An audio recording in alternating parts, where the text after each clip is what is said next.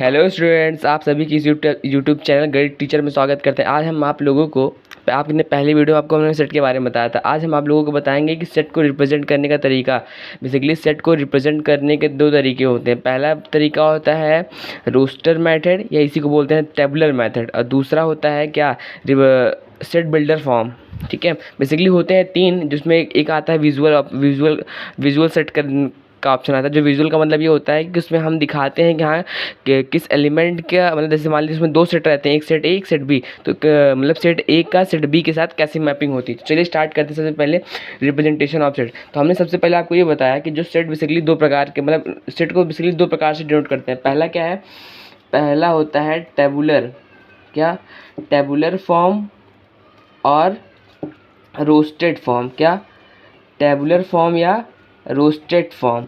Basically tabular form या roasted form का use हम तब करते हैं जब नंबर ऑफ एलिमेंट क्या हो, फिक्स्ड हो, है ना। तो this form is also used this form is also used this form is also used when, है ना, number of element, when number of element is या become is minimum in given set। क्या, in given set. कहने का मतलब tabular form या roasted form का use तब करते हैं जब जो दिया हुआ सेट रहे वो क्या रहे, मिनिमम रहे। मिनिमम कहने का मतलब कम से कम हो, तो उसमें हम कहते हैं टेबुलर फॉर्म या रोस्टेड फॉर्म। इसी को हिंदी में बोलते हैं सूचीबद्ध। ठीक है, तो अब एग्जाम्पल समझते हैं। एग्जाम्पल से आप लोगों को सारी चीज़ क्लियर होती है। अगर हम बात करें सेट ऑफ वॉवल्स, अब आपको पता है कि वॉवल्स कितने होते हैं, पाँच होते हैं ना, ए ई आई ओ यू। तो ये क्या होता है, एक फिक्स्ड है कि नहीं, इनको हम नॉर्मल रूप से लिख सकते हैं। ठीक है, तो ऐसे सेटों को हम बेसिकली टेबुलर फॉर्म में लिखते हैं। किसमें लिखते हैं, टेबुलर फॉर्म में। ठीक है, और कुछ ऐसे होते हैं जिसको हम टेबुलर फॉर्म में भी लिख सकते हैं और सेट बिल्डर फॉर्म में भी लिख सकते हैं। ठीक है, तो टेबुलर फॉर्म में हम बेसिकली टेबुलर फॉर्म का यूज़ तब हम करते हैं जब नंबर ऑफ एलिमेंट क्या हो, मिनिमम। जैसे अगर बात करें सेट ऑफ वॉवेल्स, क्या बात करें, सेट ऑफ वॉवेल्स, है ना। तो क्या होती हैं वॉवेल्स, बेसिकली करली ब्रेसेस में हम सेट के अंदर के एलिमेंट को लिखते हैं, यानी कि ए ई आई ओ यू, ये। ठीक है, अगर अब बात करें कि अगर हमें लिखना हो सेट ऑफ मंथ्स, है ना, तो हम बिल्कुल लिख सकते हैं मंथ, क्योंकि मंथ कितने 12 मंथ होते हैं जनवरी से लेकर दिसंबर तक, तो उनको भी हम टेबुलर फॉर्म से लिख सकते हैं। ठीक है, लेकिन कुछ चीज़ें ऐसी होती हैं जिसको हम टेबुलर फॉर्म में नहीं लिख सकते हैं। जैसे अगर हम बात करें कि set of natural number, set of holes number, या फैक्टर ऑफ 2, या ना, या फिर मल्टीपल ऑफ 3, ऐसा करके। ठीक है, या फिर बहुत सी चीज़ें हैं जिसको हम टेबुलर फॉर्म में नहीं लिख सकते। जो हम टेबुलर फॉर्म में हम नहीं लिख सकते उसको हम सेट बिल्डर फॉर्म में लिखते हैं।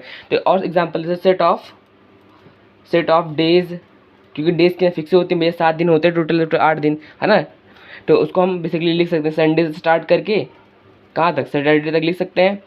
ये होता है क्या, बेसिकली इन मतलब जिसमें नंबर ऑफ एलिमेंट मिनिमम, जिसको आसानी से हम एक सेट के अंदर लिख सके, उसमें हम उसको लिखते हैं सेट रोस्टेड फॉर्म में। किसमें, रोस्टेड फॉर्म। और दूसरा होता है क्या, दूसरा होता है आपका सेट बिल्डर फॉर्म। क्या, सेट बिल्डर फॉर्म। अब देखो नाम से पता सेट का, तो आपको पता है क्या होता है, बिल्डर का मतलब बनाना। बिल्ड का मतलब, इस बिल्डर का मतलब क्या होता है, बिल्ड करना। बिल्ड का मतलब क्या होता है, हिंदी मीनिंग बनाना होता है। क्या होता है, बनाना, वो केला वाला बनाना नहीं जिसमें हम बनाते हैं। ठीक है, तो समझिए, जैसे कि अगर हम बात करें कि सेट ऑफ नेचुरल नंबर में, क्या, सेट ऑफ नेचुरल नंबर में अगर हमें लिखना हो सेट ऑफ नेचुरल नंबर, क्या, नेचुरल नंबर, अगर हमें नेचुरल नंबर का सेट लिखना हो तो हम उसको टेबुलर फॉर्म में नहीं लिख पाएंगे।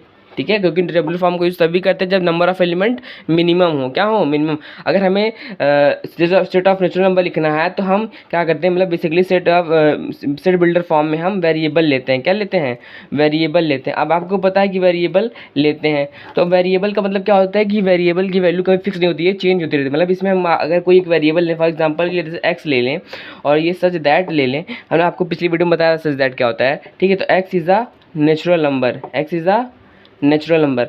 तो इस फॉर्म को बेसिकली हम बोलते हैं कि ये क्या है, एक सेट नेचुरल नंबर का सेट बिल्डर फॉर्म है। ये हर एक एलिमेंट के लिए, अब हर एक एलिमेंट के लिए क्या होगा, ठीक होगा, मतलब हर एक एलिमेंट को सेटिस्फाई करेगा, हर एक एलिमेंट को सेट, मतलब कहने का मतलब सेट बिल्डर फॉर्म का यूज़ हम तब करते हैं जब नंबर ऑफ एलिमेंट इनफाइनाइट हो या ढेर सारे हो, जिसको हम बेसिकली लिख ना पाएँ। तो आपको पता है कि नेचुरल नंबर में तो 1 से लेकर इनफाइनाइट तक नंबर होता है, तो उसको लिखना बहुत ही कठिन होगा। इसलिए इसलिए हम सेट बिल्डर फॉर्म का यूज़ करते हैं। सेट बिल्डर फॉर्म में हम क्या करते हैं, कभी कभी हमें इक्वेशन बनाने की जरूरत पड़ती है। क्या बनाने की जरूरत पड़ती है? इक्वेशन।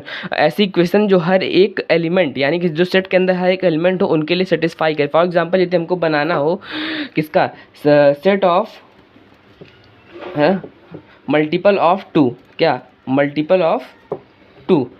अगर हमें किसका सेट बनाना हो, मल्टीपल ऑफ टू, मतलब कि ऐसा सेट जो कि 2 का मल्टीपल हो, तो इस चीज़ों को, अब भाई आपको पता है कि 2 के मल्टीपल ढेर सारे होते हैं, तो टेबुलर फॉर्म से बनाना आसान नहीं होगा। हम सेट बिल्डर फॉर्म का यूज़ करते हैं। क्या करते हैं उसमें, क्या करेंगे, मान लिया कि उसको जो मल्टीपल ऑफ टू था उसको हमने सेट ए से डिनोट किया, उसके बाद कर लिए ब्रेसेस। अब उसके अंदर हम क्या, हमने अभी अभी आपको बताया कि उसमें एक इक्वेशन बनानी पड़ती है। क्या बनानी पड़ती है? एक इक्वेशन। इक्वेशन कैसे उसमें हम क्या लेते हैं, वेरिएबल। तो एक्स कोई वेरिएबल हो गया और एक्स कुछ इस प्रकार है कि x is equal to 2n, जहाँ पे where n is a natural number. क्या है? Natural number. क्या है? Natural number.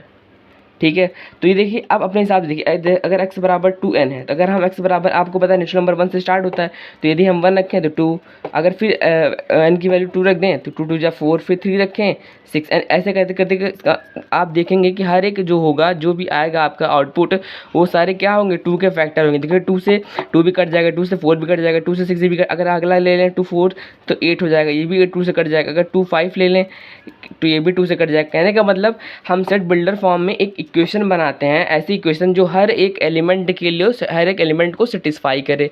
समझ में आया बेसिकली। तो टेबुलर फॉर्म का यूज़ कब करते हैं? जब टेबुलर फॉर्म का यूज़ हम तब करते हैं जब नंबर ऑफ एलिमेंट मिनिमम हो। क्या हो? मिनिमम हो। और दूसरी बात कि अगर हमने पिछली वीडियो में आपको ये बताया था कि जैसे कोई सेट के अंदर एक ही एलिमेंट बार बार रिपीट हुए हैं तो उसको हम बोलते हैं मीनिंगलेस, मतलब उसकी कोई मीनिंग नहीं होती। जैसे कोई एक सेट ऐसा लिखा हुआ है, जैसे सेट ए बराबर 1 2 3 4 4, और कोई सेट वही कोई सेट ऐसा लिखा हुआ है कि 1 2 3 4, तो ये दोनों सेट आपस में बराबर हैं। ठीक है, तो हमने देखिए यहाँ पे ये जो 4 है वो 2 बार रिपीट हो गया है, तो उसको हम बोलेंगे मीनिंगलेस, यानी कि ये दोनों सेट आपस में बराबर होता है। ये नहीं कि हाँ नंबर ऑफ एलिमेंट अगर बढ़ गए तो वो बढ़ा, ऐसा कुछ नहीं है ना। मतलब अगर पहली बात तो एक ही सेट में 2 सेम अवयव नहीं रहते हैं। समझ में आया आप लोगों को?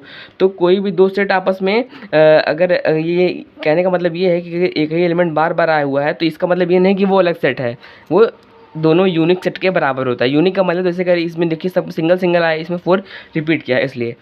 ठीक है, तो टेबुलर फॉर्म का यूज़ हम तब करते हैं। अब सेट बिल्डर फॉर्म का यूज़ करते हैं। सेट बिल्डर फॉर्म में हम वेरिएबल्स लेते हैं, वेरिएबल लेने के बाद एक इक्वेशन बनाते हैं जो कि हर एक को सेटिस्फाई करनी चाहिए। ठीक है, चलिए गाइस, अगर आपको वीडियो अच्छी लगी हो तो लाइक करें। Thank you so much.